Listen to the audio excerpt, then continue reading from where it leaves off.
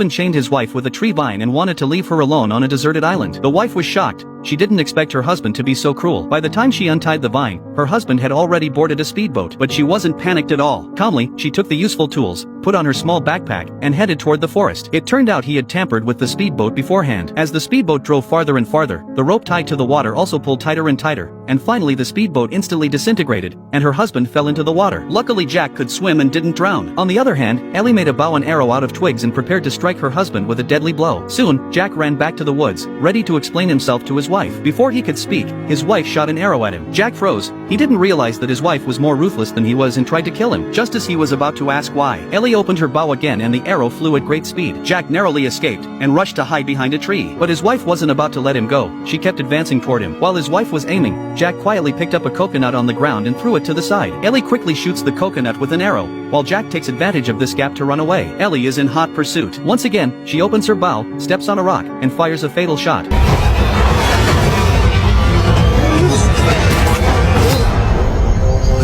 By the time Ellie picked up the arrow on the ground, Jack had already disappeared into the forest. The next day, while Ellie was setting up a trap, Jack snuck up behind his wife with a wooden stick.